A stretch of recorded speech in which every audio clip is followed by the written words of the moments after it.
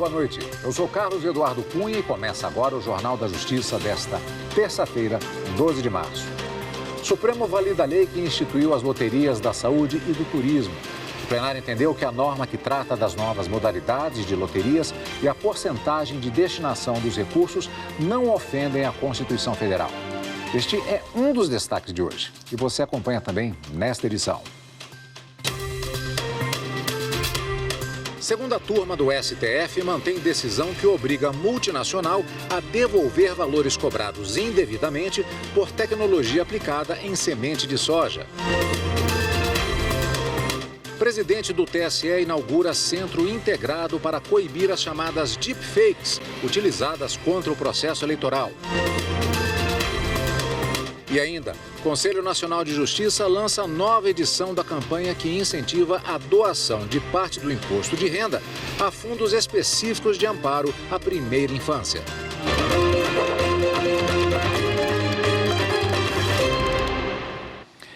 Em decisão unânime no plenário virtual, o Supremo validou a lei federal que autoriza a criação das loterias da saúde e do turismo e destina parte dos lucros ao Fundo Nacional da Saúde e à Agência Brasileira de Promoção Internacional do Turismo. O Partido Verde, autor da ação, argumentou, entre outros pontos, que a destinação dos lucros ao FNS e à Embratur foi fixada em patamares muito baixos, o que caracterizaria desvio de finalidade e desproporcionalidade. Mas no voto que conduziu o julgamento, o ministro Alexandre de Moraes observou que os valores não estão em descompasso com outros produtos lotéricos e que eventuais desproporções deverão ser apreciadas sob a perspectiva contratual, diante das regras de política tarifária, não por meio de controle concentrado, ou melhor, de ação de controle concentrado no STF. A segunda turma do STF, por maioria, manteve a decisão que obriga uma multinacional a devolver valores cobrados indevidamente por tecnologia aplicada em um tipo de semente de soja. A repórter Marta Ferreira tem mais informações. O caso começou porque a Associação dos Produtores de Soja e Milho de Mato Grosso entrou na justiça questionando a cobrança de royalties sobre a tecnologia de uma variedade de soja por parte da Monsanto, adquirida pela empresa química farmacêutica Bayer. Royalties são uma espécie de taxa paga pelo direito de usar, explorar ou comercializar um bem. Os produtores pediram a isenção da cobrança a partir da data de vencimento da patente, em 3 de março de 2018, e a devolução de valores cobrados a partir de então. O argumento foi de que o Supremo Tribunal Federal invalidou o dispositivo da Lei da Propriedade Industrial e assim ficou estabelecido que o prazo máximo de vigência de patente no país não pode ultrapassar 20 anos. O Tribunal de Justiça de Mato Grosso atendeu ao pedido da entidade e determinou o pagamento aos produtores, mas a Bayer recorreu ao STF. O ministro Nunes Marques é o relator do caso. Em decisão monocrática, em fevereiro do ano passado, Marques decidiu que a empresa depositasse em juízo o valor referente a 1/3 dos royalties cobrados dos produtores de soja brasileiros sobre a tecnologia. A empresa recorreu novamente e o processo foi levado para análise na segunda turma. O ministro Gilmar Mendes divergiu do relator. Os demais ministros acompanharam o entendimento do relator, o ministro Nunes Marques. Assim, por maioria, a segunda turma negou o pedido feito pela empresa. Também nesta sessão, a segunda turma julgou um pedido feito pela defesa de Márcio Pinto de Magalhães, ex-representante da Trafigura no Brasil, acusado de pagar propinas a funcionários da Petrobras para invalidar o depoimento do colaborador Rodrigo Garcia Bercovitz. Por unanimidade, negar o provimento ao agravo regimental nos termos do voto do relator, mas foi, por maioria, concedida a ordem de habeas corpus de ofício, a partir do voto do ministro Gilmar Mendes, para, nos termos do artigo 193, inciso 2 do Regimento Interno do STF, anular o processo a partir da oitiva de Rodrigo Bercovitz, determinando o prosseguimento da instrução processual com a rigorosa observância da ordem estabelecida no artigo 400 do Código de Processo Penal, inquirição das testemunhas arroladas pela acusação e pela defesa nesta ordem. E nesta terça-feira, o Conselho Nacional de Justiça firmou 2 acordos. Um para auxiliar os superendividados e outro para combater o crime organizado. Mais detalhes com o repórter Pablo Lemos. O primeiro acordo celebrado pelo CNJ foi com o Superior Tribunal de Justiça e o Poder Executivo. A parceria é para viabilizar a negociação das dívidas da população no país.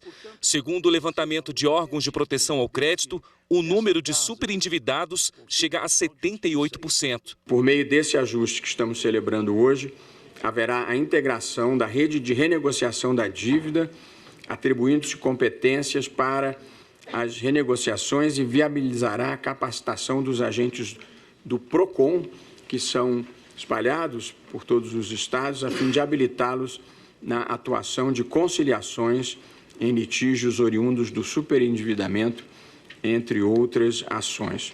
O ministro da Justiça e Segurança Pública, Ricardo Lewandowski, ressaltou que a celebração de convênios com o CNJ representa harmonia e cooperação entre os 3 poderes. Neste momento, nós vamos conjugar os esforços para permitir que os Centros Judiciários de Solução de Conflitos e Cidadania, os CEJUSCs, que têm prestado um relevante serviço para a cidadania, e também agora os PROCONs, estaduais e municipais, possam trabalhar conjuntamente para atuar na mediação, na conciliação e resolver esse gravíssimo problema.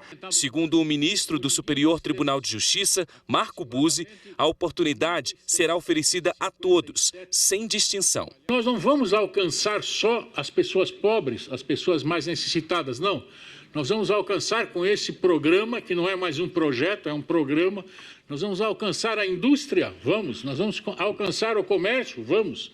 Nós vamos alcançar o consumidor médio, o consumidor pobre, todos esses segmentos serão alcançados. Outro acordo celebrado pelo CNJ visa o desenvolvimento e a implementação do sistema eletrônico dos registros públicos. A ideia é integrar as centrais numa única plataforma que permita compartilhar dados úteis para investigações criminais. O objetivo é combater crimes como lavagem de dinheiro e o aumento de armas. Esse acordo sinaliza um reforço, vamos dizer assim, a todo um trabalho que vimos fazendo dentro da busca de organização do Estado para enfrentar o crime organizado, para enfrentar as organizações criminosas, enfim, para enfrentar os fenômenos de toda a ordem que maldizem o país. E, historicamente, temos tido todo um comprometimento no embate ou no combate a esse tipo de situação. E o presidente do Supremo e do CNJ, ministro Luiz Roberto Barroso, lançou hoje a campanha Se Renda à Infância deste ano, para incentivar a doação de parte do imposto de renda a fundos específicos de amparo à primeira infância. Acompanhe na reportagem de Carolina Chaves. Já imaginou escolher para onde vai o imposto que você paga ou para onde fazer uma doação com a restituição do imposto de renda? Pois é, isso é possível. A campanha Se Renda à Infância 2024 já começou. E essa é uma nova chance de continuar mudando vida. Essa é a campanha Se Renda à Infância, realizada desde 2021 por determinação de uma resolução do Conselho Nacional de Justiça. O objetivo é incentivar a destinação de parte do imposto de renda de pessoas físicas e jurídicas para ações voltadas à proteção das crianças e adolescentes.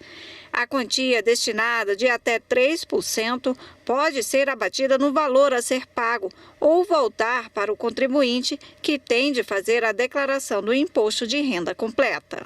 No ano passado, mais de 3 mil fundos de direitos destinados à infância e à adolescência em todo o país receberam 175 milhões de reais, 20% a mais que o arrecadado em 2022. O período de entrega da declaração do imposto de renda começa nesta sexta-feira, dia 15, e vai até 31 de maio. Na hora de declarar, pessoas físicas ou jurídicas podem indicar o projeto que receberá a destinação dos recursos. Basta informar o CNPJ do fundo e não há custo adicional para o contribuinte. É que parte do que iria para a União é enviada para a instituição que protege os direitos das crianças e dos adolescentes. adolescentes. O programa da Receita Federal calcula o valor limite individual automaticamente depois que a declaração é preenchida com as informações de rendimentos e despesas. A possibilidade de destinação e o percentual já são definidos por lei.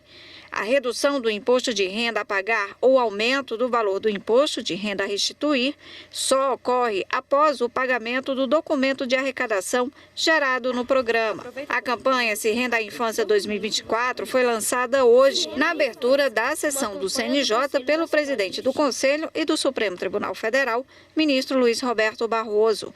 O ministro exemplificou como esses recursos serão utilizados.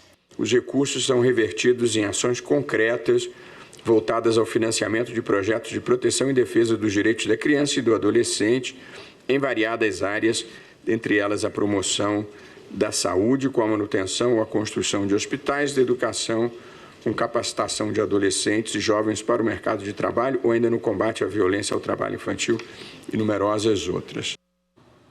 A seguir, roda de conversa no STF debate o esgotamento físico e mental das mulheres. Voltamos já.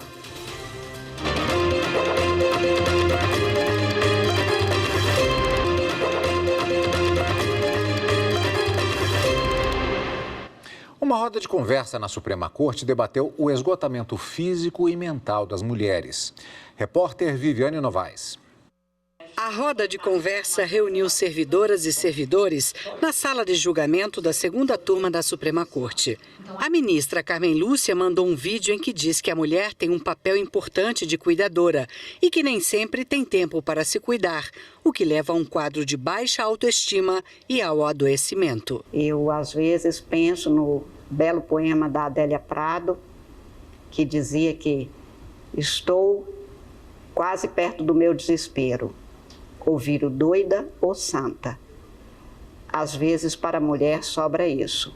A possibilidade de ou se diz louca, numa história que muitas vezes já nos submeteu a esses rótulos, feiticeiras, bruxas, pecadoras, doidas. Ou santas, musas. Nunca um ser humano com seus limites, mas também com suas possibilidades. Por isso a importância de encontros como esse, para que a gente saiba como estamos, nós mulheres, neste mundo, neste Brasil, também tão dividido, nós que tendemos a consensos, unidade e pacificação. A organização não governamental Think Olga apresentou o relatório de uma pesquisa de 2023 sobre o que tem gerado sofrimento e insatisfação às mulheres brasileiras. 45% delas já foram diagnosticadas com algum transtorno mental. 55% sentem ansiedade e 49% estresse. A pesquisa também mostra que a situação financeira é a que mais gera insatisfação para as brasileiras e pressiona muito mais a vida das mulheres negras e pobres. Não dá para falar em saúde mental se a gente não sabe se vai conseguir pagar as contas, se a gente não sabe se vai conseguir se alimentar. Essa pode não ser a realidade da maioria das pessoas aqui. Mas pode, com certeza, é das pessoas que estão do nosso lado, das pessoas que estão nas nossas casas, nas nossas famílias, pessoas próximas de nós que estão em situações financeiras muito precárias. O estudo demonstra que a pandemia de Covid-19 afetou sobretudo a saúde mental das mulheres, que até hoje sentem os reflexos do desemprego. Elas tentam voltar ao mercado de trabalho, mas não conseguem. Mesmo na situação normal da vida humana, a gente ainda tem mulheres em dificuldade para acessar e se manter no mercado de trabalho. A pandemia, ela na verdade só tornou isso mais claro. Ela agravou um problema que ele já existe. A roda de conversa faz parte de uma série de atividades do Supremo em comemoração ao Dia Internacional da Mulher. De acordo com a ouvidora do STF, Flávia Carvalho, as mulheres precisam de informação para tomar consciência do que vivem e, assim, ter a chance de mudar a realidade. É importante que a gente comece a se perceber e a entender o que isso causa na gente, o prejuízo que um desequilíbrio emocional, que essa sobrecarga mental pode trazer para a saúde das mulheres. Uma mulher grávida, afastada do trabalho por 15 dias, vai receber o auxílio-doença mesmo sem a comprovação do cumprimento da carência. É o que decidiu o TRF da Primeira Região. E quem traz os detalhes é o repórter Marco Antônio Feitosa. A primeira turma do Tribunal Regional Federal da Primeira Região reconheceu o direito ao auxílio-doença de uma mulher que foi afastada do trabalho por 15 dias em razão de estar passando por uma gestação de alto risco. O Instituto Nacional do Seguro Social negou o benefício sob a alegação de que a trabalhadora não teria completado o período de carência de 12 contribuições mensais à Previdência, previsto na Lei 8.213 de 1991. Insatisfeita, a autora recorreu à Justiça. No tribunal, ao analisar o caso, o relator desembargador federal Gustavo Soares de Amorim entendeu que mesmo que a gravidez de alto risco não faça parte do rol de enfermidades previstos na lei que regulamenta o tema, tal condição traz alto risco de vida tanto para a mãe quanto para a criança. O magistrado observou que o fato da gravidez ser de alto risco justifica a adoção de tratamento particularizado, com a dispensa da necessidade de comprovação do período de carência do benefício pleiteado. A decisão do colegiado acompanhou o voto do relator. Um simpósio sobre processo civil, seguro e arbitragem foi realizado no Superior Tribunal de Justiça. Marina Campos. Organizado pela Associação Internacional do Direito do Seguro, AIDA, o evento foi aberto pelo ministro Moura Ribeiro, que lembrou casos de grande repercussão sobre o tema que estão em tramitação no STJ e destacou a importância do tribunal discutir o assunto. Encontros como esse, de AIDA, estar aqui presente no movimento internacional na preocupação dos seguros, demonstra quanto é importante se debater de todos os ângulos possíveis essa questão que nos aflige, que é o contrato seguro, que é muito benéfico e é benéfico para nós. Nós queremos que ele seja benéfico, que funcione da forma benéfica que é contratado, que é posta. E não que dele haja confusões ou demandas judiciais. O evento reuniu professores e especialistas que debateram temas diversos, como o uso da arbitragem nos casos que envolvem questões securitárias, prescrições e a evolução jurisprudencial e legislativa do tema. Os painéis foram apresentados por autores dos artigos dos 2 livros que foram lançados durante a realização do simpósio. Entre eles estão o ministro Ricardo Vilas Boas Cueva e Moura Ribeiro. O vice-presidente da AIDA, Vitor Augusto Benes, ressaltou que a obra trará grandes benefícios para o debate do tema. A obra realmente, eu não tenho dúvida, vai ser uma referência, seja pelo aspecto instrumental, envolvendo o processo civil, a arbitragem, seja no direito material, que é o seguro. Seguro que é um tema tão importante para o nosso país, instrumento de desenvolvimento, de proteção, de manutenção da riqueza e que, por vezes, é esquecido um pouco pela sociedade. São temas palpitantes, temos vários julgamentos importantes aqui no Superior Tribunal de Justiça e o objetivo desses estudos é contribuir com o aperfeiçoamento da interpretação do direito, da correta interpretação do direito. A íntegra do evento está disponível no canal do STJ no YouTube. E agora a gente fala sobre uma decisão da terceira turma do STJ, envolvendo retenção de valores em contrato de investimento. Quem explica é a repórter Jéssica Castro. Para o colegiado, o direito de retenção estabelecido em contrato de investimento não é suprimido quando a contraparte, após a manifestação do direito de resilir unilateralmente o acordo pelo investidor, começa a devolver o dinheiro e inicia tratativas infrutíferas para modificar a forma dessa devolução. Para a terceira turma, não há, nesse caso, a incidência do Instituto da Suprécio, que prevê a supressão de um direito contratual devido à sua não utilização durante muito tempo. Após a recusa de distrato, o investidor ajuizou ação de cobrança contra a empresa, que, em contestação, defendeu seu direito à retenção de 20% sobre o capital investido, conforme previsto em contrato.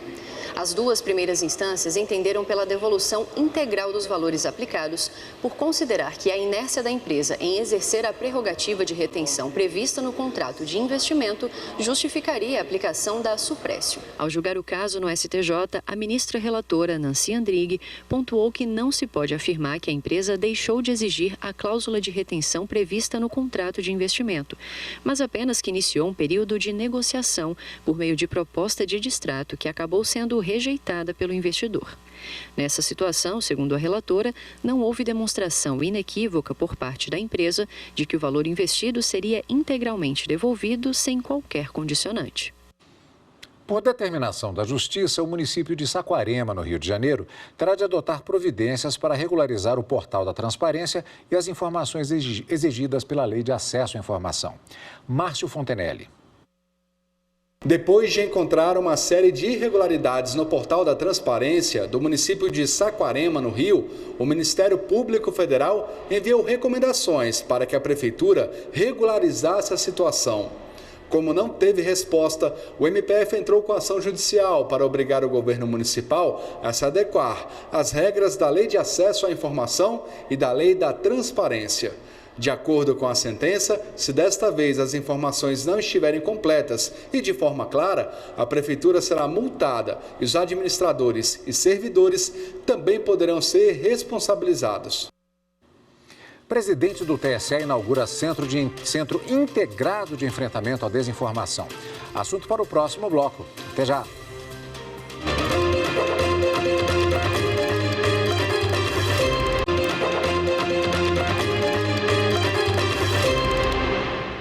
O presidente do TSE, ministro Alexandre de Moraes, inaugurou hoje o Centro Integrado de Enfrentamento à Desinformação e Defesa da Democracia. O objetivo é coibir as chamadas deepfakes, utilizadas contra o processo eleitoral, assim como os discursos de ódio, discriminatórios e antidemocráticos. O Tribunal Superior Eleitoral ele tem a missão de garantir a liberdade na hora da escolha da eleitora e do eleitor. E essa liberdade já há algum tempo, já desde as eleições de 2018, passando pelas de 2020, 2022 e agora nas próximas eleições 2024, essa vontade vem sendo atacada de forma virtual. Por milícias digitais que, se aproveitando de notícias fraudulentas, de fake news, pretendem capturar a vontade do eleitor na hora do seu voto. Pretende desvirtuar a verdade, desvirtuar o mercado livre de ideias com falsidades, com mentiras, com desinformação, discurso de ódio, discurso antidemocrático. O Poder Judiciário de Mato Grosso avança no processo de implantação do Plano de Gerenciamento de Resíduos Sólidos. Confira na reportagem de Eli Cristina Azevedo. O Judiciário de Mato Grosso, por meio do Núcleo de Sustentabilidade, iniciou mais uma importante etapa no processo de implantação do Plano de Gerenciamento de Resíduos Sólidos. Lixeiras seletivas foram instaladas na sede do Tribunal de Justiça em Cuiabá, fazendo parte dos ambientes e da rotina de magistrados, servidores e usuários dos serviços da Justiça. Iniciativa aprovada. Esse projeto aqui do Poder Judiciário, mais esse projeto, vai nos ajudar muito com o nosso meio ambiente e a gente se conscientizar mais com o que é lixo e o que é descarte. Hoje em dia a gente precisa muito dessa conscientização da população, porque o lixo não é porque ele é lixo que é lixo, ele gera renda, ele pode ser tratado, pode ser reciclado e inúmeras formas de se usar o lixo que muitas vezes se jogar na natureza e ninguém fizer nenhum trabalho, isso impacta tanto o meio ambiente como a nossa qualidade de vida. Materiais como restos de alimentos devem ser descartados nas lixeiras identificadas com a palavra orgânico. Já os resíduos como papel, copo descartável, latas de alumínio e embalagens plásticas em geral podem ser depositados nas lixeiras identificadas como reciclável. A meta é garantir que até 2026, 100% dos resíduos recicláveis das 79 comarcas sejam encaminhados às cooperativas de reciclagem. A gente tem essa meta de destinar os materiais recicláveis para reciclagem e a gente também tem uma meta de não destinar para o aterro sanitário, né, uma grande parte de resíduos. A gente quer diminuir, mandar o mínimo possível para o aterro. Então a gente vai verificar, esse rejeito aqui é perigoso, ele não pode ir para o aterro de qualquer forma. Então a gente vai procurar a destinação adequada para aquele tipo de resíduo. Vai diminuir os lixões, vai auxiliar as associações que cuidam, que trabalham com isso, né? Vai facilitar o trabalho delas, vai facilitar o trabalho das meninas da limpeza. Então, acho que é uma atitude pequena que vai fazer uma grande diferença. Antes da instalação das lixeiras, os profissionais terceirizados que atuam na limpeza dos diversos setores do TJ passaram por uma capacitação sobre os procedimentos corretos da coleta seletiva do lixo. Esta edição do Jornal da Justiça fica por aqui. Uma boa noite para você e até amanhã.